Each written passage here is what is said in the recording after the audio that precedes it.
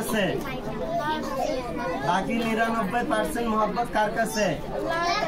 আল্লাহর কাছে। তো সে আল্লাহ তাআলা আমাদেরকে কত মহব্বত করে।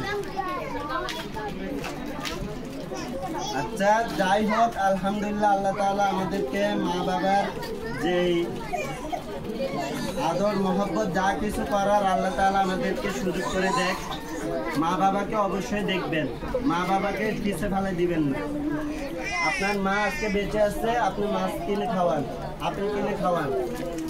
এক লোক এই সেদিন আমার এক অভিভাবকের আব্বু বলতেছে আমার বাবা মারা যাওয়ার আগে আম খাবে বলছে। তো আমি এখন আমের সিজন না, কিন্তু আম খাবে বলছে। তো এখন সন্তান আমাদের ছাত্রের ভিতরে অভিভাবকটা, ওনার বাবা মারা গেছে হয়তো 1.5 মাস বা 2 মাস হবে।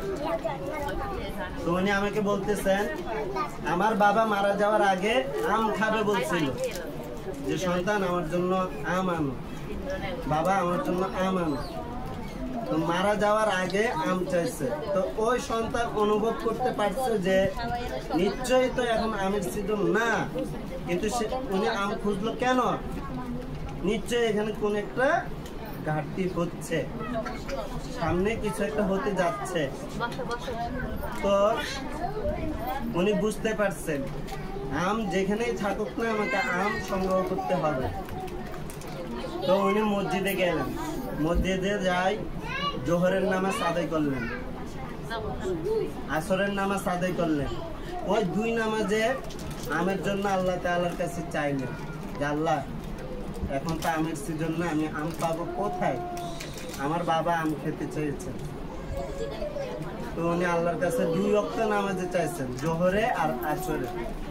এবার এই মসজিদ থেকে উনি নামাজ পড়ে যখন বাইরে হচ্ছে, কাঁচা বাজারের মোড়ে যখন গেছে, ও মা ভ্যান গাড়িতে আমনি বসে আছে, ভ্যান গাড়িতে আমনি বসে আছে, আরো লাল টুকটুকে আম।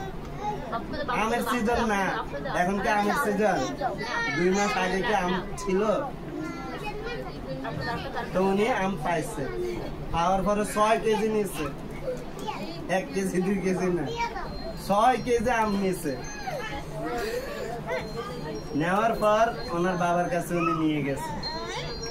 তো নিয়ে যে বাবা আম খাইলেন, 6 কেজি আম খেতে খেতে উনি বলতেছে বাবা আমি তো অনেক আম খেয়ে ফেলছি, আমি তো অনেক আম খাই ফেলছি, আমি তো মাত্র একটা আম খুঁজছি যে আমাকে আম খাওয়া। তো বাবা বলতেছে আমাকে এতগুলো আম এনে দিলেন, আমি তো আম খাইতে খাইতে আমার মুখ হয়ে গেছে। 6 কেজি আম বাবার জন্য নিয়েছে। তো 6 কেজি আম কি কম? প্রায় এতগুলো আম, 6 কেজি। 6 কেজি আম যখন নিয়ে গেছে, বাবা খেয়ে অনুভব করতে পারছেন যে যাই কিছু হোক আমার এই সন্তান আমার জন্য সব কিছু করতে পারবে। তখনও বাবার হুঁশ আছে, তখন বাবার কি আছে? হুঁশ আছে। ওনার 7টা সন্তান, 7টা ছেলে, 7টা ছেলে থেকে 6টা ছেলে কোনো খোঁজ খবর নেয় না, একমাত্র ওর বাবা খোঁজ খবর নেয়। এখানে আছে, ছেলেটা এখানে আছে। ওরা এত গরিব মানে বলার বাইরে, বেশি গরিব, মানে ওদের টাকা নেই, পয়সা নেই, নাই বললেই চলে। আমি নামও বলবো না ওরা কে, কিন্তু আমি জানি ওরা কে। যেমন ওদের ঘর চালাতে অনেক কষ্ট হয়, ওনার আজ কাল কাজ থাকলে কাল থাকে না, কাল থাকলে পরশু থাকে না। এখন সবারই করুণ অবস্থা, যে চাকরি নেই, বাকরি নেই, সন্তানের বেতন দিব কিভাবে, টাকা দিব কিভাবে, পয়সা দিব কিভাবে, এটা সবার চিন্তা। অন্যান্য প্রতিষ্ঠান থেকে আপনি একটা জিনিস চিন্তা করে দেখবেন, সেটা হচ্ছে কি অন্য প্রতিষ্ঠানে যদি মাসিক বেতন 3000 করে ধরে, আমরা কিন্তু 3000 নিচ্ছিও না, আমরা নিচ্ছি 1000 বা 800। অন্যান্য প্রতিষ্ঠানের থেকে অনেক কম, কারণ আমরা ছাড় দিতে পারতেছি, কারণ আমাদের নিজস্ব জায়গা, নিজস্ব ফলট, নিজস্ব মাদ্রাসা। আল্লাহ যদি কখনো কবুল করে আপনাদের দোয়ায়, এটা এমনও আছে 10 তলা হয়ে যাবে, আপনাদের দোয়ায়। আপনারা হয়তো এখন দেখতেছেন টিনের, কিন্তু আল্লাহ যদি কবুল করে এটা 10 তলা হতে বেশি সময় লাগবে না। আমার এমনও স্টুডেন্ট আছে এখনো বিদেশে, আমি যাদেরকে কোরআন শরীফ ছোটবেলায় পড়েছি শিখেছি, ওই স্টুডেন্ট গুলো আমাকে কল করে বলতেছে ওস্তাদ জি, আমাকে ওস্তাদ জি বলে না হুজুর বলে, তখন আমাকে হুজুর বলতো। তো বলতেছে হুজুর শুনলাম আপনি নাকি মাদ্রাসা দিচ্ছেন, তো কোথায় দিচ্ছেন? অমুক জায়গায়। আচ্ছা আচ্ছা, মাদ্রাসার কিছু লাগবে? আর কি লাগবে? কিছু লাগবে না। তো ফিল্টার বা বাচ্চারা খাওয়ার জন্য কোনো সামগ্রী বা টাকা পয়সা কোনো কিছু লাগবে? আমি বলি না, কিচ্ছুই লাগবে না, তুমি যে খোঁজ খবর নিয়েছো এটাই অনেক বেশি আমার কাছে।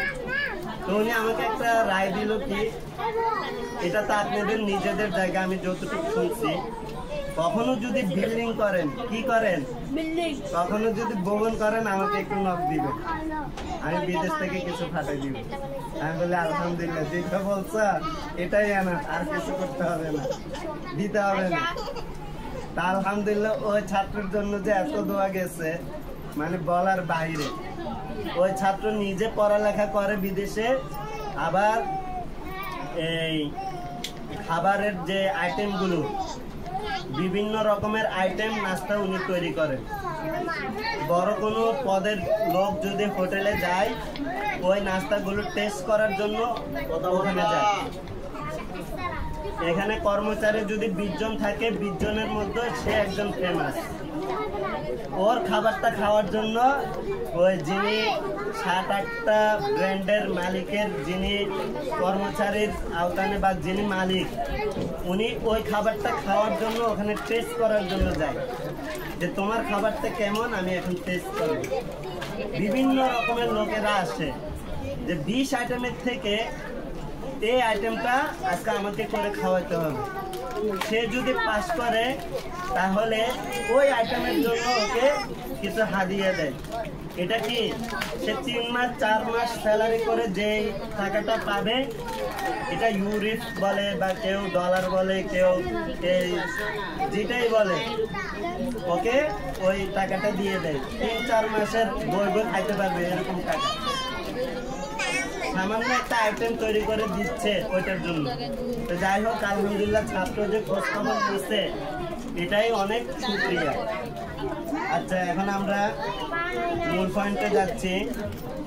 আমরা অভিভাবক যারা আছি আপনাদেরকে কিছু গুরুত্বপূর্ণ কয়েকটি কথা বলবো। আশা করছি আপনারা সবাই মন দিয়ে কথাগুলো গুরুত্ব দিয়ে শুনবেন। সবাই চোখ বন্ধ করেন। এখন আমাদের ইম্পর্টেন্ট যে কথাগুলো, এগুলো এখন আমরা তুলে ধরবো। মাদ্রাসার যে ইম্পর্টেন্ট কথাগুলো, যেগুলো না বললে নয়, এগুলো বলতেই হচ্ছে, সেগুলো এখন আপনাদের সামনে ইনশাআল্লাহ তুলে ধরবো। প্রথমত হচ্ছে, সন্তানকে প্রতিদিন নিয়মিত মাদ্রাসায় উপস্থিত নিশ্চিত করতে হবে। আপনার সন্তান আপনি ভর্তি করিয়েছেন, ঠিক আছে, আলহামদুলিল্লাহ, কোনো সমস্যা নেই। আপনি যে মা, আপনি যে বাবা, সেটা আপনি পরিচয় দিয়েছেন আপনার সন্তানকে মাদ্রাসায় ভর্তি করিয়ে। স্কুলে দেন নাই, ভার্সিটি দেন নাই, কলেজে দেন নাই, মাদ্রাসায় দিয়ে যে আপনি একটা মা পরিচয় দিচ্ছেন, বাবা পরিচয় দিচ্ছেন, আলহামদুলিল্লাহ, এতে কোনো সন্দেহ নেই। এরপর কথা যেটা হচ্ছে, বাচ্চা ভর্তি করিয়েছেন, ঠিক আছে, তবে বাচ্চাকে নিয়মিত মাদ্রাসায় উপস্থিত করাতেই হবে। মাদ্রাসার কোনো ছুটি ছাড়া, মাদ্রাসায় শুক্রবার ছাড়া, সরকারি কোনো বন্ধ ছাড়া বা মাদ্রাসার কোনো প্রোগ্রামের কারণে ছুটি ছাড়া কেউ কোনো ছুটি সেদিন কাটাতে পারবেন না, কখনোই পারবেন না, কখনোই ছুটি কাটাতে পারবেন না। অমুকের বিয়ে, অমুকের দাওয়াত, অমুকের এটা, অমুকের সেটা, আমার এই কান দিয়ে ঢুকবে, এই কান দিয়ে বাইর হবে। যদি আপনি আমার কাছ থেকে ছুটি চান, আমি আপনার কথা তখন শুনতে রাজি হব না। তখন আপনি যে একজন অভিভাবক সেটা আমি মনে করব না। সবাই বসা, সবাই বসেন, চোখ বন্ধ করেন বাচ্চারা, বাচ্চাদের চোখ বন্ধ। যেটি বলতে চেয়েছিলাম, আপনার সন্তানকে প্রতিদিন মাদ্রাসায় কি করতে হবে? কি করতে হবে? উপস্থিত থাকতে হবে। কোনো প্রেজেন্ট অনুপস্থিত যেন না হয়। উপস্থিতের উপরও আমাদের একটি নাম্বার দেওয়া হয়, প্রথম সাময়িক, দ্বিতীয় সাময়িক, বার্ষিক। এই পরীক্ষাতে উপস্থিত যারা নিয়মিত থাকে ওদের জন্য নাম্বার দেওয়া হয়। আচ্ছা, যাই হোক, উপস্থিতিটা খেয়াল রাখবেন।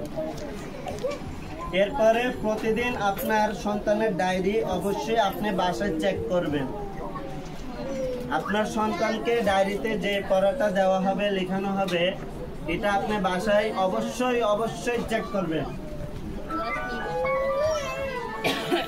অভিভাবক যারা আছেন আপনারা বসলে আমি মনে করি খুব ভালো হবে। যদি টেবিলের প্রয়োজন হয় ভিতর থেকে টেবিল এনে দিব, তবে দাঁড়াই থেকে মজলিসটা কেউ নষ্ট করবেন না, আমার এতটুকু একটা অনুরোধ থাকবে।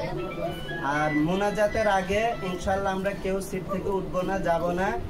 ইনশাল্লাহ আপনাদের জন্য সামান্য কিছু নাস্তার ইন্তজাম করা হয়েছে। তো ইনশাল্লাহ আমরা মোনাজাতেও শরীক থাকবো এবং কি নাস্তাও আমরা নিয়ে যাব। আমরা অভিভাবক যারা এদিক সেদিকে দাঁড়িয়ে আছি, তাহলে আপনারা আমার কথাগুলো গুরুত্ব দিচ্ছেন না এবং কি প্রতিষ্ঠানকেও সম্মান দিচ্ছেন না, আমি এটি মনে করি। আর যারা আলহামদুলিল্লাহ বসে আছেন, আমি ওদেরকে অভিভাবক মনে করতেছি।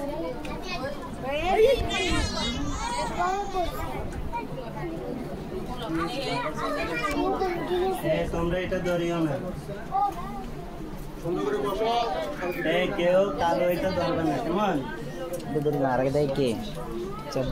অভিভাবক যারা আছেন আমি আপনাদেরকে লক্ষ্য করে একটি কথা বলি, সেটি হচ্ছে আপনারা যারা এখানে ধৈর্য ধারণ করে বসে আছেন, মনে করবেন যে আপনারা সফল।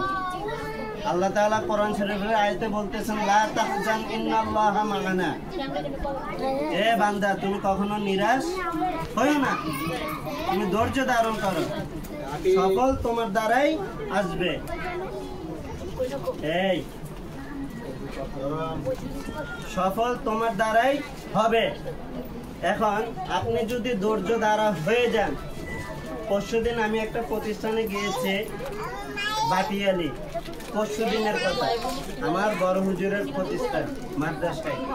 সেদিন ফলাফল রেজাল্ট ঘোষণা দিবে, তো হুজুরের যেতে 15 মিনিট না 20 মিনিট লেট হয়েছে। অভিভাবকরা এত অধৈর্য হয়ে গিয়েছেন, কি ব্যাপার হুজুর আসতে এতক্ষণ, মিটিং করাই লাগে না, আমরা চলে যাই, মিটিং করতে হবে না, আমরা চলে যাচ্ছি। মানে উনি পরিচয় দিল কি ওনার দরকার নেই। হুজুরে এটা শুনছে, হুজুরের কানে গিয়েছে, যিনি বড় হুজুর ওনার কানে কথাটা গিয়েছে, যিনি আমার ওস্তাদ বড় হুজুর ওনার কানে এই কথাটা তখনই চলে গেছে, নগদ গরম গরম চলে গেছে। উনি মাত্র ঢুকছে, গেটে পা দিছে, এমন সময় দেখার সাথে সাথে এক মহিলা না প্রায় 4 জন না 5 জন বলতেছে, হুজুর আসতে এতক্ষণ লাগে? আমরা কতক্ষণ ধৈর্য ধারণ করে এখানে বসে আছি, কতক্ষণ ওনার জন্য অপেক্ষা করতেছে, আমাদের রান্না আছে, বাচ্চা আছে, সবকিছু আমাদের দেখতে হবে, অবশ্যই দেখতে হবে। দেখতে হবে না যে তা কিন্তু নয়, দেখতে হবে। আপনি আপনার সন্তানের জন্য যদি একটা দিন যদি এখানে কোরবানি দিতে না পারেন, তাহলে আপনার দ্বারা হচ্ছে না, আপনি অভিভাবকের কাতারে পড়েনই না। যেমন ইব্রাহিম আলাইহিস সালাম যখন জব করার জন্য, যখন ইব্রাহিম আলাইহিস সালামকে তার সন্তান ইসমাইল আলাইহিস সালামকে যখন কুরবানি করার জন্য নিচ্ছেন, অনেকবার স্বপ্ন দেখছে যে ইসমাইল আলাইহিস সালামকে জব করার জন্য। কি করার জন্য? জব মানে কুরবানি দেওয়ার জন্য। তখন ইসমাইল আলাইহিস সালাম ধৈর্য ছিল, ভদ্র ছিল, নম্র ছিল, ভালো ছিল। ওই ইসমাইল আলাইহিস সালাম জানে আমার বাবা আমার জন্য কখনো খারাপ করতে পারে না। তখন ইব্রাহিম আলাইহিস সালাম ইসমাইল আলাইহিস সালামের মাকে বলতেছেন যে আল্লাহ তাআলার পক্ষ থেকে আমার জন্য ওহী আসছে, মানে স্বপ্নতে আমাকে দেখাইছে এরকম এরকম, ইসমাইল আলাইহিস সালামকে জব করতে হবে, কুরবানি দিতে হবে, আল্লাহর পক্ষ থেকে অর্ডার আসছে। তো যখন ইসমাইল আলাইহিস সালামের মাকে যখন এই কথাটা বলছে, ইসমাইল আলাইহিস সালামের মা কি বলে তখন?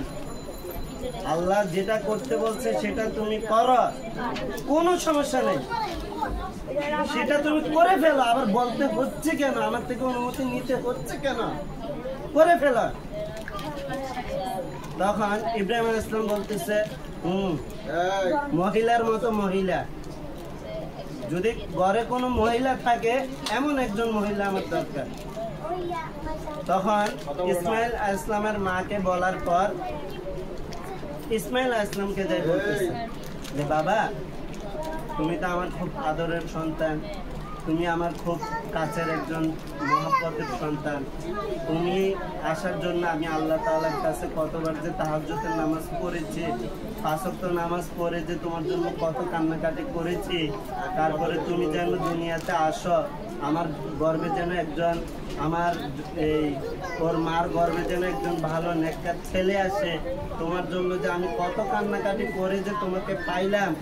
এরপরে আল্লাহ তাআলা তোমাকে দান করলো, করার পর ওই আল্লাহ তাআলা আবার তোমাকে কোরবান করার জন্য আমাকে আদেশ দিয়েছেন। তো ইসমাইল আলাইহিস সালামকে যখন এই কথাটা বলছে, ইসমাইল আলাইহিস সালাম বলতেছে বাবা, এতে কোনো সন্দেহ নাই, আপনি আমাকে কি কাটবেন না ধরবেন না মারি ফেলবেন না কি করবেন এটা আপনিই জানেন আর আল্লাহ জানেন, এখানে আমার কোনো কি নাই, মত নাই। তখন ইব্রাহিম আলাইহিস সালামকে হাতে ধরে, এখনো ছোট, মাত্র এতটুকু হবে, ইসমাইল আলাইহিস সালাম, হযরত ইসমাইল আলাইহিস সালাম এতটুকু ছিলেন। তখন সন্তানের হাত ধরে সন্তানকে নিয়ে যাচ্ছে, তো সন্তান বাবার হাত ধরে ধরে যাচ্ছে। তখন ইসমাইল আলাইহিস সালামকে শয়তানে ধোঁকা দিচ্ছে, হে ইসমাইল আলাইহিস সালাম, তুমি কি জানো তোমার বাবা তোমাকে কোথায় নিয়ে যাচ্ছে, তোমাকে জবাই করবে, জবাই, ধোঁকা দিচ্ছে। তো ইসমাইল আলাইহিস সালাম কি করছে, এই একটা ইট নিচ্ছে, ইট নিয়ে যে জায়গায় কথাটা বলছে ওই জায়গায় ইটটা রাখছে।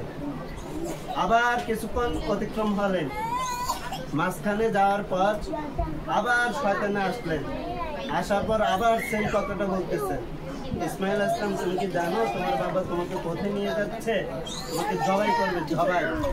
তো ইসমাইল আলাইহিস সালাম আবার একটা ইটের কোণে নিয়ে ওই জায়গায় রাখছে।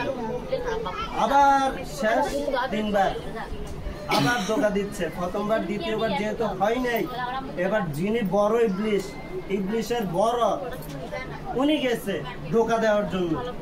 প্রথম ছোটটা গেছে, তারপর মেজোটা গেছে।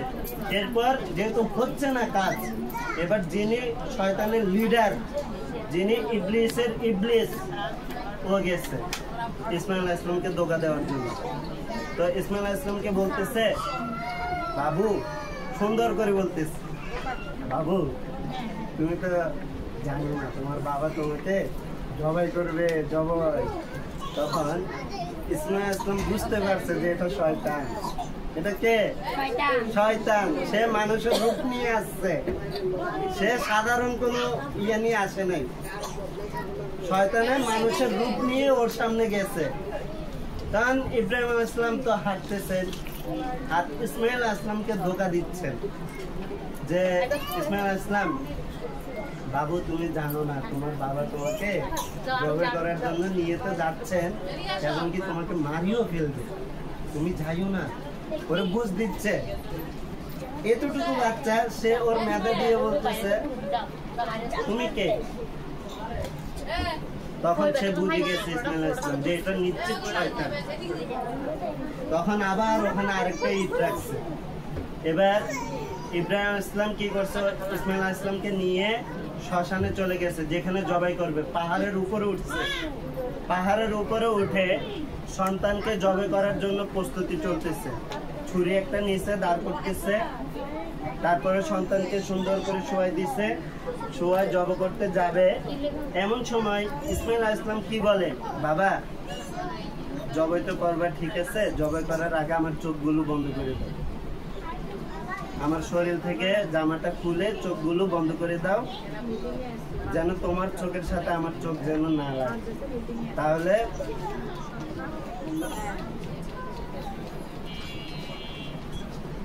তখন ইসমাইল আলাইহিস সালাম ওর বাবাকে কি বলে যে, বাবা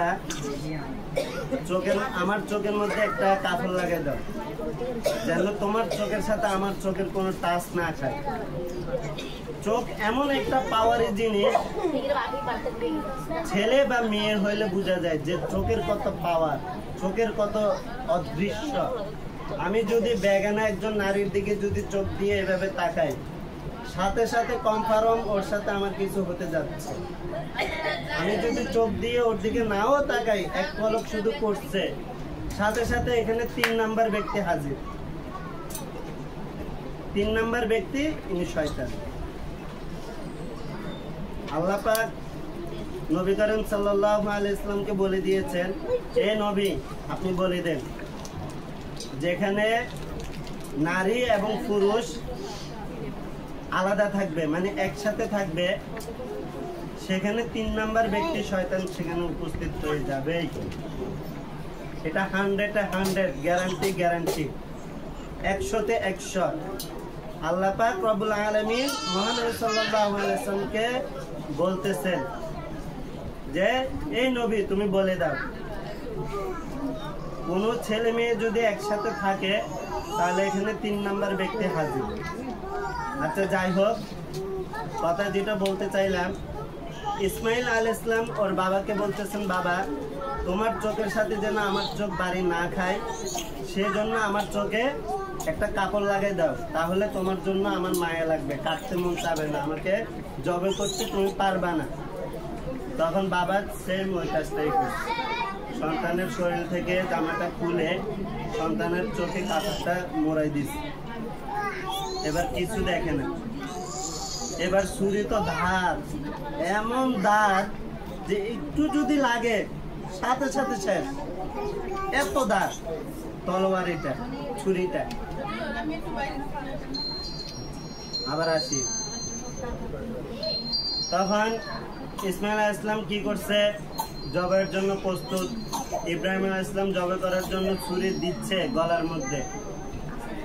এমন সময় আল্লাহ পাক রব্বুল আলামিনের কি অশেষ রহমত, ছুরিটা নিবে, এমন সময় জিবরাইল আলাইহিস সালামকে বলতেছে সাথে সাথে দুম্বা জান্নাত থেকে দিয়ে দাও, এখানে জান্নাত থেকে সাথে সাথে দুম্বা এখানে দাও। ইসমাইল আলাইহিস সালামকে সরায়, সাথে সাথে দুম্বা একটা এখানে দিয়ে দিস। এবার ইব্রাহিম আলাইহিস সালাম তো জব করতেছেন আর দেখতেছেন ওর চোখ বন্ধ, ইব্রাহিম আলাইহিস সালামের চোখ বন্ধ, উনি জব করতেই আছেন। এবার জব যখন শেষ, উনি বিসমিল্লাহি আল্লাহু আকবার বলে যখন জব করা শুরু করছে, এ করার পর সাথে সাথে দুম্বা একটা এখানে হাজির। কিন্তু ইব্রাহিম আলাইহিস সালাম জানে যে এখানে ওর ছেলে জবাই হচ্ছে। তখন চোখ খুলে দেখতেছে, আরে এটা কি, এটা তো আমার ছেলে না, এটা তো দুম্বা। সাথে সাথে সেজদায় করে আল্লাহর কাছে যা চাওয়ার তা চেয়ে নিচ্ছে সন্তানের জন্য। কত মায়া, কত মহব্বত। ওই দিন যদি ইব্রাহিম আলাইহিস সালাম যদি ইসমাইল আলাইহিস সালামকে যদি জব করতেন, প্রত্যেক ঘরে ঘরে এখন সন্তান কোনটা মোটা, কোনটা তাজা, কোনটা সুন্দর, কোনটা দেখতে হ্যান্ডসাম, এটাকে জবাইয়ের জন্য রেডি করা হতো কুরবানি। আল্লাহ পাক কত দয়ালু হলে 99% আল্লাহর কাছে আছে। তো এই আল্লাহ পাক এখনো আছে কিনা? এখনো আছে, আছে।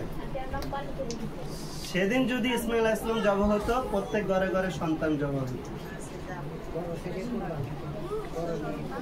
না পারতেও কুরবানিটা করতে হতো, কারণ কোরবানি করা ফরজ, ফরজ যেটা এটা অবশ্যই মান্য করতে হবে। আচ্ছা যাই হোক, এরপর কথা হচ্ছে প্রতিদিন সন্তানের ডায়েরি অবশ্যই চেক করবেন, আমরা যেটা লিখে দিব। এরপর সব সময় মাদ্রাসার সাথে সম্পর্ক বজায় রাখবেন। যে আপনারা শুনেন, আমার কয়েকটা কথা শুনেন। মাদ্রাসায় যাই কিছু হোক না কেন, ওস্তাদদের সাথে, শিক্ষকের সাথে, ম্যামের সাথে, মাদ্রাসার কোনো পরিচালকের সাথে, সভাপতির সাথে, ছাত্রদের সাথে কোনো রকমের কোনো খারাপ আচরণ করা যাবে না। যদি আপনি করছেন, আমার চোখে দেখছি বা ক্যামেরাতে ধরা খাইছে, আপনার সন্তান আমি এখান থেকে বিদায় দিয়ে দিব। এক কথাই স্যার, আপনাকে পানিশমেন্ট যেটা দেওয়ার সেটা আমি দিয়ে দিব। আপনার সন্তান এখানে অবশ্যই পড়বে, থাকবে। আপনার সন্তানকে আমরা বুঝাবো, ওকে সবকিছু করব। তবে আপনি প্রতিষ্ঠানের ভিতরে এমন কিছু হোক, সেই কাজগুলো আপনার দ্বারা যেন কখনো না হয়, ওইটাও আমাদেরকে লক্ষ্য রাখতে হবে।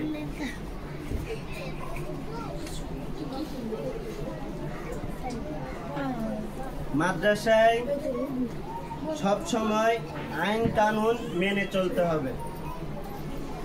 মাদ্রাসায় যখন যা ডিরেকশন দেওয়া হবে যে আজকে মিটিং হবে, আপনি 9টার পর আপনাকে অবশ্যই উপস্থিত থাকতে হবে, বা আপনার সন্তানের ক্লাস 9টা থেকে আরম্ভ হবে, আপনি অবশ্যই আপনার সন্তানকে 9টার আগে মাদ্রাসায় নিয়ে আসবেন। বা আপনাকে বলা হয়েছে এত টাকা পরীক্ষার ফিস, এটা আপনি দিতে হবে। বা আপনাকে বলা হয়েছে আপনার সন্তান এই টাইম থেকে ওই টাইমে যাবে আসবে, এটা অবশ্যই মানতে হবে। মানে প্রতিষ্ঠানের যে নিয়ম কানুনের ভিতরে পড়ে যে এটা আপনাকে অবশ্যই মানতেই হবে, মানতেই হবে, মানতেই হবে। আপনি যদি বলেন যে আমি মানব না, আপনার সন্তানের মনে করেন যে ড্রেস লাগবে, কি লাগবে? ড্রেস। এখন আপনি যদি বলেন যে আমার ড্রেস প্রয়োজন নাই, আমার সন্তান শুধু আসবে যাবে, এতটুকু এনাফ। ড্রেস আমার সন্তানের প্রয়োজন নাই। আর আমাদের বাচ্চাদের আলহামদুলিল্লাহ আগের বারে যারা ছিলেন প্রত্যেকের গায়ে ড্রেস ছিলেন। মাদ্রাসায় যখন আসবেন ড্রেস পরে আসবে। ড্রেস ছাড়া ওর সাথে আমার কোনো সাক্ষাৎ হবে না। ও যদি ড্রেস ছাড়া আসে তাহলে সে ক্লাসের বাইরে, ড্রেস পরবে, সে ক্লাসের ভিতরে ঢুকবে।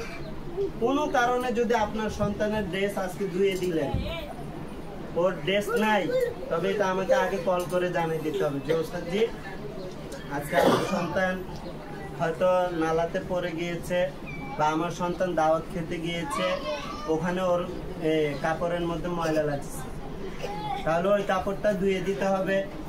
এটা শুকাতেও সময় লাগবে, কারণ আপনি আমাকে এটা আগে জানাতে হবে। এখন দেখা যায় আপনি কিছুই জানেন নাই, আপনার সন্তান যখন এখানে ড্রেস ছাড়া আসছে, আপনার সন্তানকে আমি বকাঝকা করলাম, এটা আপনার মাইন্ডে লাগছে। কিন্তু শুরুতে আপনি যে কাজটা করছেন, আপনি এই ভুল করছেন। আপনি যদি আমাকে কালকে রাতে কল করে জানিয়ে দিতেন, আজকে সকালে সেই বকাটা খেত না, এই বকাটা ওর দ্বারা হতো না, ঠিক কিনা? আপনারা বলেন অভিভাবকরা, ঠিক কিনা? তাহলে অবশ্যই সন্তানরা ড্রেস পরে আসতে হবে। জানুয়ারিটা যে ড্রেস পারে সেটা পরে আসবে, তবে ফেব্রুয়ারির 1 তারিখ থেকে সন্তানের শরীরে আমি ড্রেস যেন দেখি। আজকে মাসের হচ্ছে 6 তারিখ, আরো 25টা দিন আছে। বাবুরা, আরো 25টা দিন আছে। এই 25 দিনের ভিতরে আমরা সবাই ড্রেস সংগ্রহ করে নিব। যাদের আছে আলহামদুলিল্লাহ, যাদের নাই আপনারা মাদ্রাসায় সিলাইতে পারেন। যারা মাদ্রাসায় সেলাই করবেন আমার সাথে যাওয়ার সময় অফিসে যোগাযোগ করে নেবেন। যারা মাদ্রাসায় দিয়ে দিবেন সম্পূর্ণ ড্রেসের, মানে আমরা কোনো ড্রেসের কোনো এই ফ্যাশন আমরা নিব না, সম্পূর্ণ ড্রেসের এভরিথিং শুরু থেকে শেষ পর্যন্ত যা কিছু লাগবে আপনি এগুলো দেখবেন। আপনি শুধু আমাকে টাকাটা দিলেই হচ্ছে। আর টেলার্সের সাথে আমার অ্যাডভান্স আগে হয়ে যেতে হবে। আপনি যখন এই ড্রেস সেলাই করবেন আমাকে এই ছেলেদের আসবে 1200, মেয়েদের আসবে 1400 বা 1500। মেয়েদের, ছেলেদের 1200 থেকে 1250 আসবে, ছোট হোক বড় হোক। কাপড় হয়তো একটু কম আসবে, তবে সেলাই যেটা এটা একই রেট আসবে সবার। বড়দের যে সেলাই ছোটদেরও সেই সেলাই, মেয়েদের ক্ষেত্রে বড়দের যে সেলাই ছোটদেরও সেই সেলাই। তো সেলাই একই দাম হবে। কাপড়ের ক্ষেত্রে হয়তো একটু এদিক সেদিক হবে, তবে এটা আহামরে এমন কিছু হবে না। আমি হিসাব করে দেখছি ছেলেদের 1250 বা 1200 টাকা আসবে। আপনি আমাকে কমপ্লিট এটা দিয়ে ছেলের ড্রেসটা ওকে করতে হবে, যা হ্যাঁ আমি মাদ্রাসার ড্রেসটা সেলাই করছি। আর মেয়েদের 1450 বা 1500 আসবে, এ সামথিং এটা হবে। মানে 1400-র উপরে থাকবে, 1400-র নিচে নামবে না, কারণ ওদের জামা আছে। যেমন আফরোজা কয় দাঁড়াও, আফরোজা দাঁড়াও, এদিকে আসো তুমি।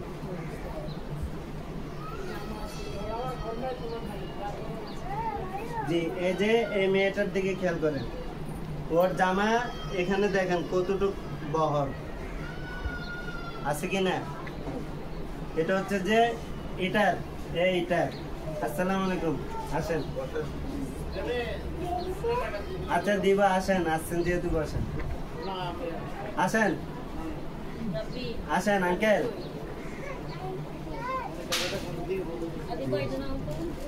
ভাই বসেন না, 10টা মিনিট।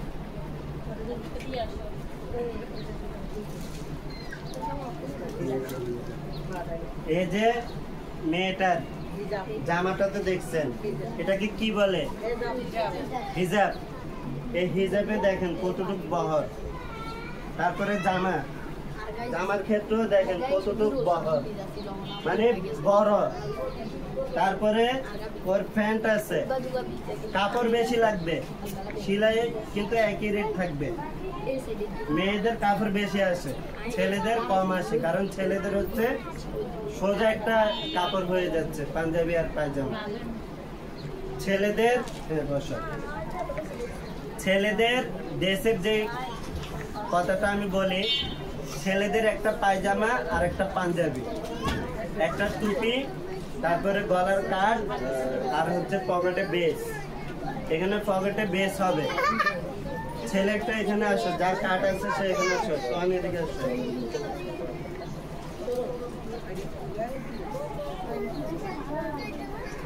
এই যে এটাই হচ্ছে আমাদের মাদ্রাসার সম্পূর্ণ একটা ড্রেস। এই যে টুপি, টুপি এটা থাকতে হবে, অন্য টুপি পরলে হবে না। অন্য টুপি পরলে টুপির জন্য সে বকা খাবে। তারপরে ড্রেস, ড্রেস এটা থাকতে হবে, ডিজাইন এগুলো দিতে হবে।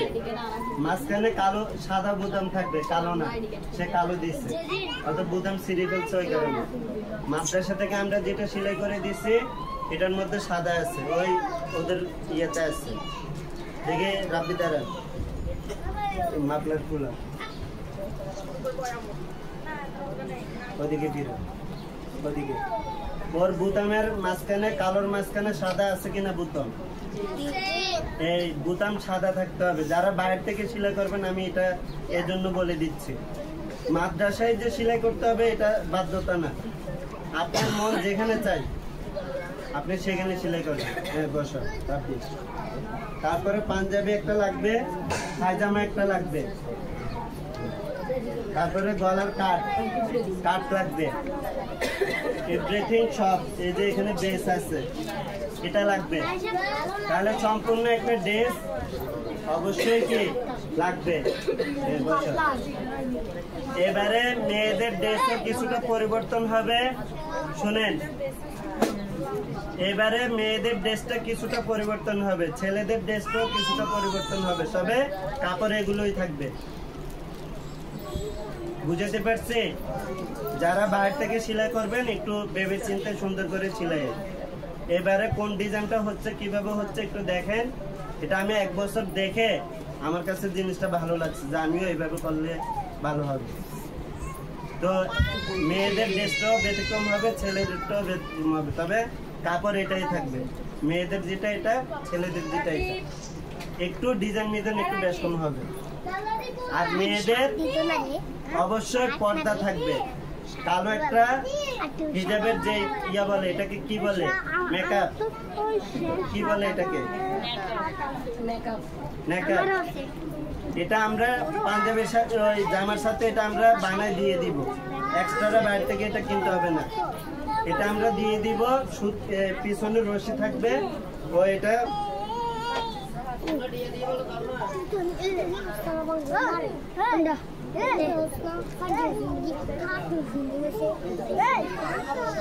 শুনেন। তাহলে ওই ড্রেসের সাথে আমরা কালো ইয়েটা দিয়ে দিব, সেটা প্রতিদিন বাইরে যাইতেও পারবে, ভিতরে আসতেও পারবে। ওর যদি মেকআপ এটা যদি আমি না দেখি তাহলে সেইটার জন্য ফিটা খাবে, প্রচুর ফিটা খাবে। মানে আমি ওরে ফিটবো যতক্ষণ আমার মনে ধরে, যতক্ষণ আমার মনে ধরে আমি ওরে ফিটবো। পর্দার জন্য আমি একটুও ছাড় দিব না, হোক সে ছোট, হোক সে নাবালক, হোক সে বড়, পর্দার জন্য আমি একটুও ছাড় দিব না। এখানে আমার সাথে অনেক হুজুর এখানে দেখা করতে আসবে, অনেক বড় বড় মাদ্রাসা থেকে বড় হুজুররা আমার সাথে সাক্ষাৎ করতে এখানে আসবেন। তো ওনারা যদি দেখেন যে মেয়েদের পর্দা মেনটেনটা হচ্ছে না, তাহলে সাথে সাথে আমাকে একটা কথা বলতে উনি সাবাস পাবে যে হুজুর আপনার তো প্রতিষ্ঠানে দেখলাম যে মেয়েদের পর্দা নাই, তা আপনি কিভাবে প্রতিষ্ঠান চালাচ্ছেন? আপনার তো শুরুতেই ভুল, শুরুতেই আপনার কি ভুল, তাহলে এটা প্রতিষ্ঠানের বদনাম হবে। এরপর যারা বই নিবেন, বই সবার 800 টাকা আসবে বই। বই যারা বই নেন নাই, আমি কাউকে বই এখনো দেই নাই, শুধু ভর্তি আর ফর্ম নেওয়া হয়েছে, ফর্মের টাকা আর ভর্তির টাকা। আর যারা আগে পাচ্ছেন ওনারা মাশাআল্লাহ সব ফেড করে দিচ্ছে। যারা বই এখনো সংগ্রহ করেন নাই, আপনারা আজকেই পাবে, আজকে কালকে থেকে আমাদের ক্লাস শুরু হবে। কালকে থেকে সকাল 9টা বাজে ক্লাস শুরু হবে, দুপুর 12টা 30-এ শেষ হবে, শীতকালের জন্য এই সময়টা। তাহলে ক্লাস শুরু হবে কয়টায়? সবাই বলেন, ক্লাস শুরু হবে কয়টায়? 9টায়। আর শেষ হবে 12টা 30-এ। শেষ হবে কয়টায়?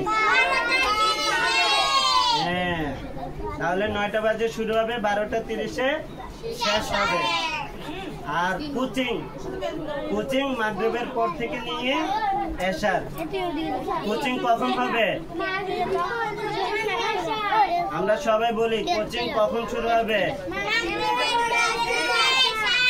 হ্যাঁ, ওই সময়টাতে কোচিং হবে। এরপর যারা সারাদিন থাকার ব্যবস্থা খুঁজতেছেন, যারা সকাল 8টা বাজে সন্তানকে দিয়ে যাবেন, রাত এশারের পর আপনার সন্তানকে আপনি নিয়ে যেতে পারবেন, এরকম 7 জন ভর্তি হয়েছে। মানে সারাদিন এখানে থাকবে, তখন বেতন আরেকটা হবে। সারাদিন আপনার সন্তানকে আপনি বাসায় না রাখতে পারলে আমরা আছি, আপনার সন্তানকে দেখার জন্য একজন শিক্ষক আমরা রেখে দিই, যে উনি সবসময় ওদের দেখাশোনা করবেন। আর খাবার দাবার এটা বাসা থেকে, এখানে কোনো খাবারের সিস্টেম হবে না, এখানে খাবারের কোনো সিস্টেম থাকবে না।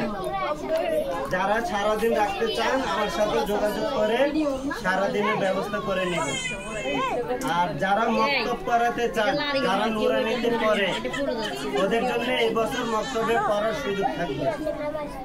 তাহলে সকালে সে ক্লাস করবে, বিকালে সে মক্তব করবে, মাগরিবের পর সে ক্লাসের কোচিং গুলো করবে। মক্তব মানে এখানে কায়দা, মক্তব মানে এখানে কায়দা, আমপারা, কোরআন শরীফ এক্সট্রা এটা পড়ানো হবে।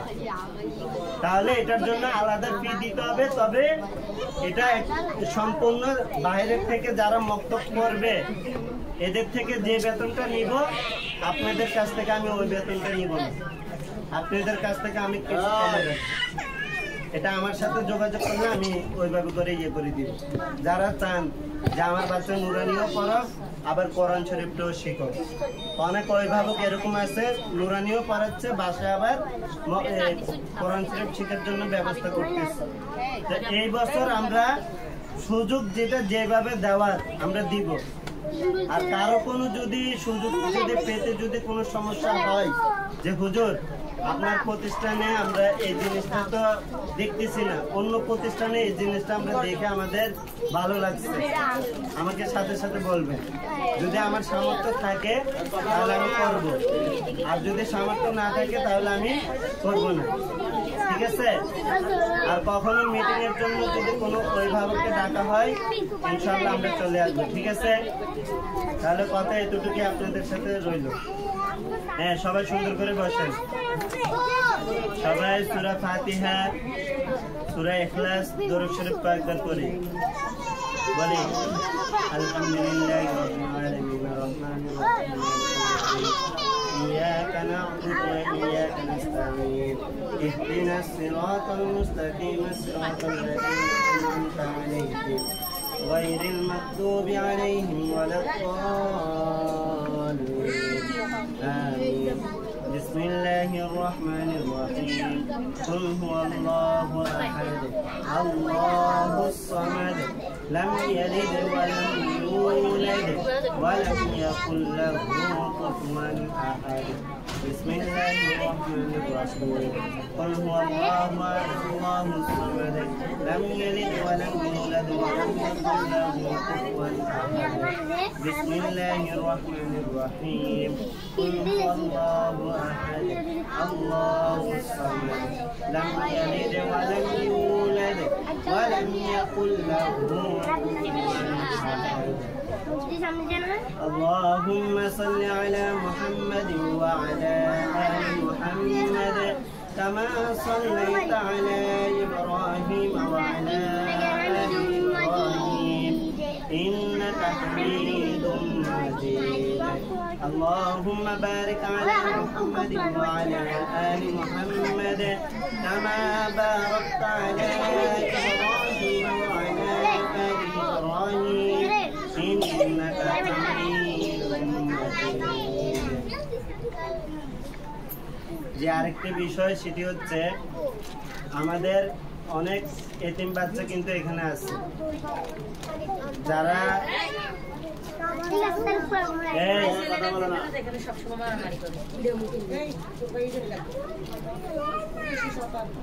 আমাদের এখানে অনেক এতিম বাচ্চা আমরা ফ্রি ভর্তি ফ্রি সম্পূর্ণ ফ্রি নিচ্ছি মানে ও টাকা দিবে না মাসিক কোনো টাকা দিবে না কোনো টাকাই ওর থেকে নিব না 1 টাকাও নিব না এরকম বাচ্চা এখানে আছে তা আমরা এদেরকে দেখবো সহযোগিতা করবো আপনারা যারা বেতন হয়তো একটু কম দিচ্ছেন আপনারা যাদের টাকা পয়সা আছে চেষ্টা করবেন বাড়াই দিলে আপনাদের 10 জনের টাকা দিয়ে সে একজন করতে পারবে ওই সামর্থ্য কি আমার হবে না অবশ্যই হবে এমনও হচ্ছে 5 জন একদম ফ্রি ভর্তি ফ্রি টাকা কোনো টাকা দিতে হবে না 5 জন আমার সামনে এখন ওরা বসে আছে তবে বলবো না কে 5 জন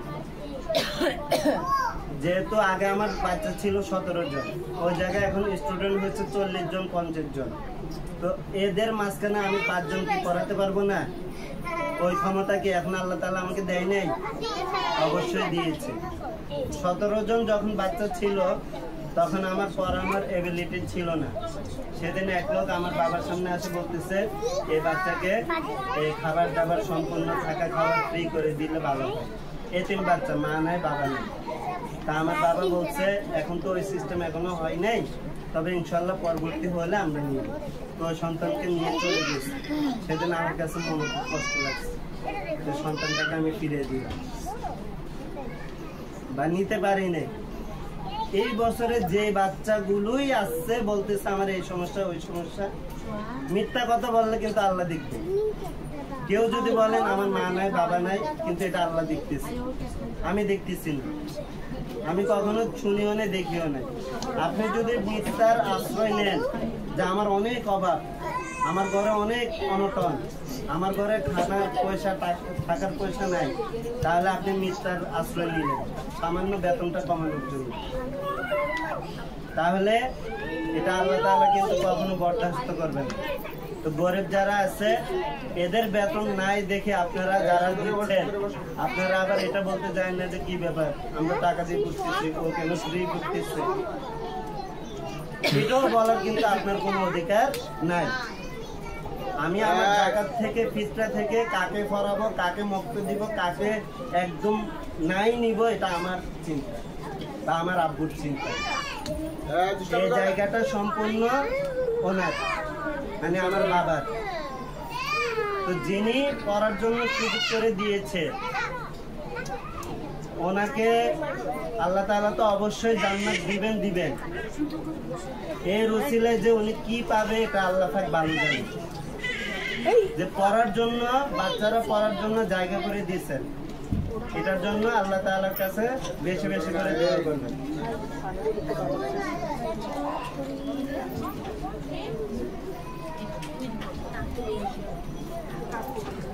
اللهم آمين.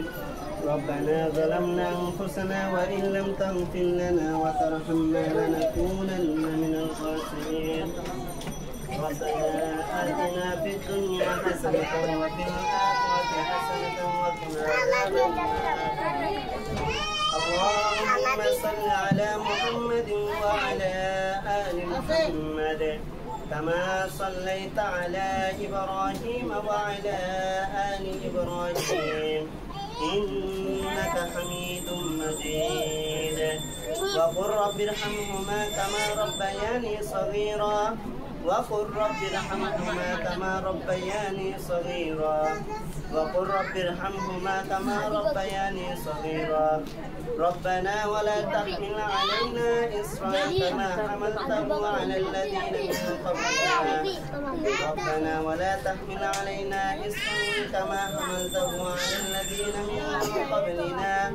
ربنا ولا تحملنا ما لا طاقة لنا به واعف عنا واغفر لنا وارحمنا أنت مولانا فانصرنا على القوم الكافرين. لا إله إلا أنت سبحانك إني كنت من الظالمين. إنا لله وإنا إليه راجعون. وتعز من تشاء وتذل من تشاء بيدك الخير إنك على كل شيء قدير. الله خير حافظا وهو أرحم الراحمين. وألقيت عليك محبة مني ولتصنع على عيني. لا تحزن إن الله معنا. لا تحزن إن الله معنا. يا الله يا الله يا أرحم الراحمين. আমরা আল্লাহ কিছু গুনাহগার বান্দা তোমার সামনে আল্লাহ দুইখানা ব্যক্তিকে হাত দিলাম। ইয়া আল্লাহ ইয়া আরহামার রাহিমিন। কার কি মনের আশা আকাঙ্ক্ষা রয়েছে আল্লাহ তুমি আল্লাহ ভালো জানো। কার কি মনের বাসনা রয়েছে আল্লাহ তুমি আল্লাহ সবচেয়ে ভালো জানো। ইয়া আল্লাহ ইয়া আরহামার রাহিমিন। এত কষ্ট করে এত ধৈর্য ধরে যারা এতক্ষণ আল্লাহ যে অভিভাবক ছাত্র ছাত্রী যারা আল্লাহ এতক্ষণ আল্লাহ সময় দিয়েছে আল্লাহ তোমার কিছু দিন কথা তোমার কিছু ভালো আদেশ। ইয়া আল্লাহ ইয়া আরহামার রাহিমিন। যা কিছু আলোচনা করেছি যা কিছু বলেছি ভুল ত্রুটি ক্ষমা করে সর্বপ্রথম আমাদের নবী সাল্লাল্লাহু আলাইহি ওয়াসাল্লামের রওজা মুবারকের মধ্যে আল্লাহ পৌঁছে দাও। ইয়া আল্লাহ ইয়া আরহামার রাহিমিন। সূরা ফাতিহা সূরা ইখলাস দরুদ শরীফ কয়েকবার করেছে আল্লাহ। ইয়া আল্লাহ ইয়া আরহামার রাহিমিন। এগুলো সওয়াব তুমি আল্লাহ লক্ষ কোটি গুণ বৃদ্ধি করে সর্বপ্রথম আমাদের মহানবী সাল্লাল্লাহু আলাইহি ওয়াসাল্লামের রওজা মুবারকের মধ্যে তুমি আল্লাহ পৌঁছে দাও। ইয়া আল্লাহ ইয়া আরহামার রাহিমিন। হযরত আদম আলাইহিস সালাম থেকে নিয়ে হযরত ঈসা আলাইহিস সালাম পর্যন্ত যত ওলি আল্লাহ গাউস কুতুব পীর মাশায়েখ নরনারী পাড়া প্রতিবেশী মানুষ আল্লাহ যারা আল্লাহ কবরের বুকে শুয়ে রয়েছেন আল্লাহ প্রত্যেকের কবরের মধ্যে তুমি আল্লাহ সওয়াবখানা পৌঁছে দাও। ইয়া আল্লাহ ইয়া আরহামার রাহিমিন। মা বাবারা কত চিন্তা করে কত আশা ভরসা নিয়ে ইকরা নুরানি ইসলামিয়া মাদ্রাসায় সন্তানকে ভর্তি করিয়েছেন। যে উদ্দেশ্য যে মাকসাদ নিয়ে এই সন্তানকে প্রতিষ্ঠানে দিয়েছেন আল্লাহ এই মাকসাদকে তুমি আল্লাহ কবুলে মঞ্জুর করে নাও। ইয়া আল্লাহ ইয়া আরহামার রাহিমিন। তার কি মনের আশা আকাঙ্ক্ষা রয়েছে আল্লাহ তুমি আল্লাহ ভালো জানো আল্লাহ। আসমানে বালা জমিনে বালা হাওয়ে বালা সমস্ত বালা মুসিবত থেকে তুমি আল্লাহ হেফাজত করো। ইয়া আল্লাহ ইয়া আরহামার রাহিমিন। যার যে মনের আশা আকাঙ্ক্ষা রয়েছে তুমি আল্লাহ সব মনের আশা আকাঙ্ক্ষা তুমি আল্লাহ পূরণ করো আল্লাহ।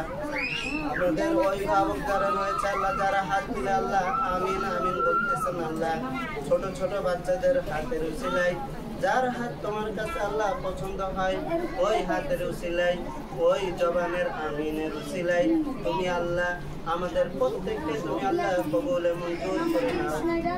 ইয়া আল্লাহ ইয়া আরহামার রাহিমিন আমরা যারা আল্লাহ রয়েছে আল্লাহ আমাদের মা বাবা আত্মীয় স্বজন তারা প্রতি হকদার ইসেদার ইয়া আল্লাহ ইয়া আরহামার রাহিমিন আমাদের প্রত্যেককে তুমি আল্লাহ পাঁচ ওয়াক্ত নামাজ জামাতে পড়ে আদায় করার তৌফিক দাও ইয়া আল্লাহ ইয়া আরহামার রাহিমিন আমাদের রিজিকের মধ্যে তুমি আল্লাহ বরকত দাও আমাদেরকে সব সময় তুমি আল্লাহ আসমানে বালা জমিনে বালা হাওয়ে বালা সমস্ত বালা মুসিবত থেকে আল্লাহ হেফাজত করো ইয়া আল্লাহ ইয়া আরহামার রাহিমিন আমার সাথে আল্লাহ আমার মা রয়েছেন আমার বাবা রয়েছেন আমাদের অভিভাবকের যারা মা রয়েছে যারা বাবা রয়েছে আমাদের ছাত্রছাত্রীদের যারা মা বাবা এখানে উপস্থিত আছেন প্রত্যেককে তুমি আল্লাহ নেক হায়াত দান করো ইয়া আল্লাহ ইয়া আরহামার রাহিমিন প্রত্যেককে তুমি আল্লাহ সমস্ত বিপদ আপদ থেকে তুমি আল্লাহ হেফাজত করো আল্লাহ আগুন থেকে পানি থেকে বড় বড় অ্যাক্সিডেন্ট থেকে বিপদ থেকে তুমি আল্লাহ আমাদেরকে সবসময় তুমি আল্লাহ হেফাজত করো ইয়া আল্লাহ ইয়া আরহামার রাহিমিন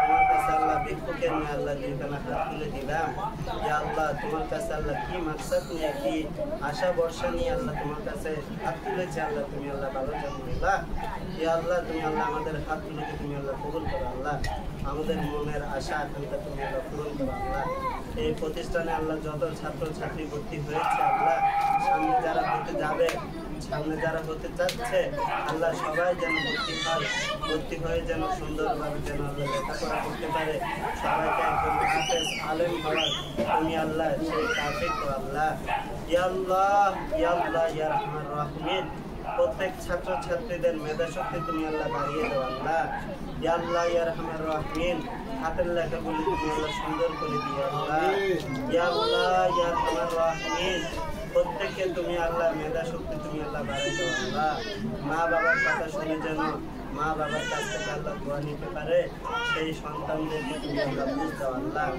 মা জানে সন্তানের কত ব্যথা মা জানে সন্তানের কত দুঃখ এই সন্তানকে লালন পালন করতে 10 মাস 10 দিন কতই যে কষ্ট করেছে একমাত্র মাই ভালো জানে আল্লাহ ইয়া আল্লাহ ইয়া আল্লাহ ইয়া আরহামার রাহিমিন সন্তান যখন কোনো ভুল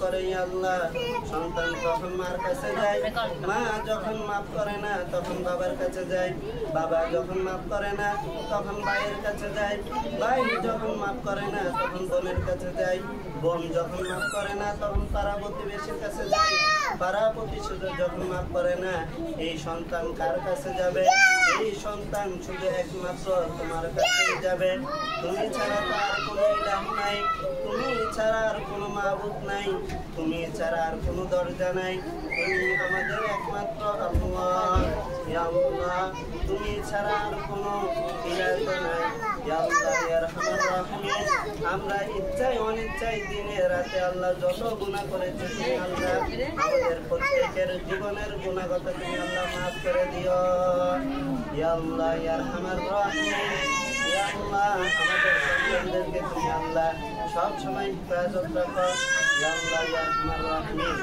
এই প্রতিষ্ঠানের আল্লাহ আসবাবপত্র যা কিছু প্রয়োজন যা কিছু লাগবে তুমি আল্লাহ তোমার দায়িত্ব খাজনা থেকে আল্লাহ সব কিছু ব্যবস্থা করে দিও আল্লাহ ইয়া আল্লাহ ইয়া আরহামার রাহিমিন এই প্রতিষ্ঠান যেন একদিন দেশের বিদেশের বাংলাদেশের মধ্যে 1 নাম্বার যেন আল্লাহ এই প্রতিষ্ঠান হয় সেইভাবে তুমি আল্লাহ কিয়ামত পর্যন্ত তুমি আল্লাহ জারি করো আল্লাহ ইয়া আল্লাহ ইয়া আরহামার রাহিমিন এই প্রতিষ্ঠান থেকে যেন ভালো ভালো স্টুডেন্ট ছাত্র ছাত্রী যেন আলেম হয়ে হাফেজ হয়ে যেন বের হয় সেই তৌফিক দান করো আল্লাহ প্রত্যেক মা বাবার দোয়ার উসিলায় তুমি আল্লাহ সন্তানদের তুমি আল্লাহ কবুল মঞ্জুর করে দিও আল্লাহ ইয়া আল্লাহ ইয়া আরহামার রাহিমিন তোমার কাছে আমরা শেষ করছি আল্লাহ তুমি আল্লাহ আমার মা বাবাকে তুমি আল্লাহ নেক হায়াত দান করো আল্লাহ যে মা বাবার কারণে যে মা বাবার মাধ্যমে আল্লাহ আজকে আল্লাহ এই প্রতিষ্ঠান দেওয়ার আল্লাহ একটা সুযোগ হয়েছে যে মা বাবা আমাকে এত কষ্ট করে আল্লাহ লেখাপড়া করিয়েছে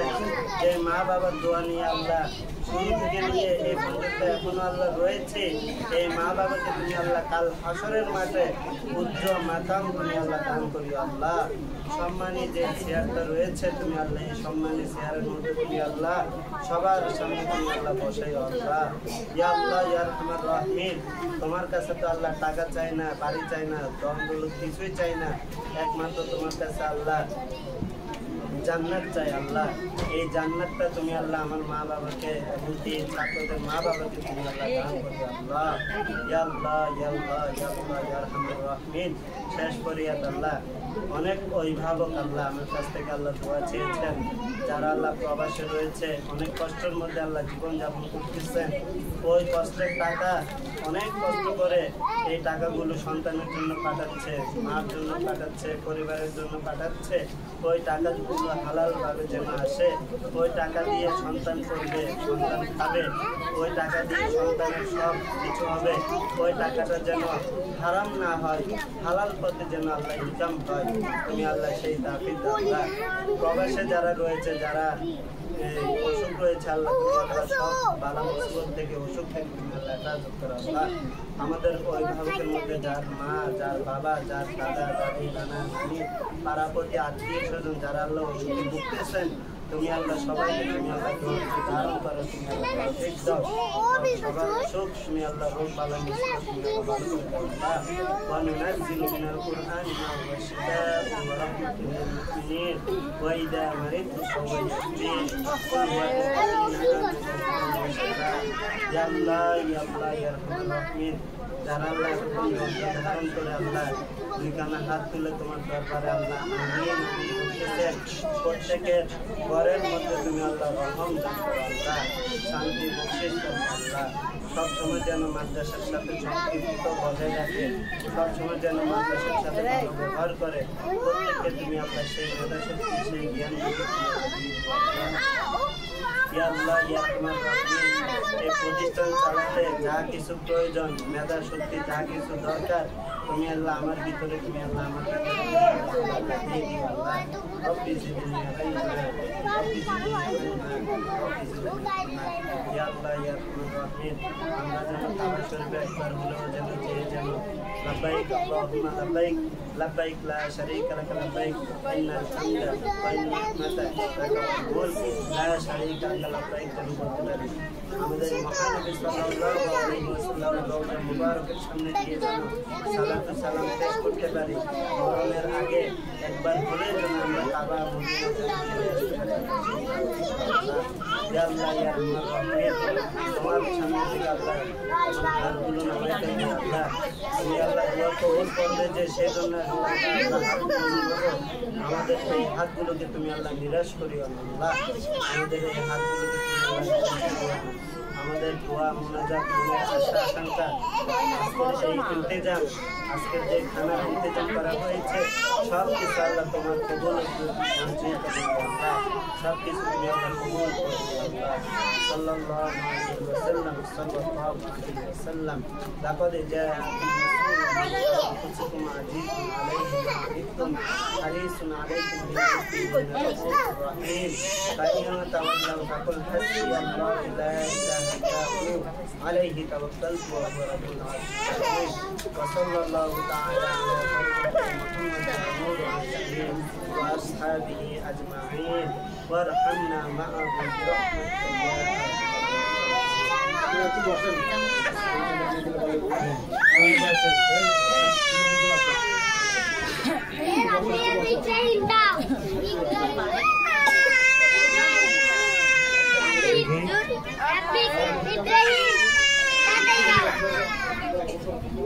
Ibrahim.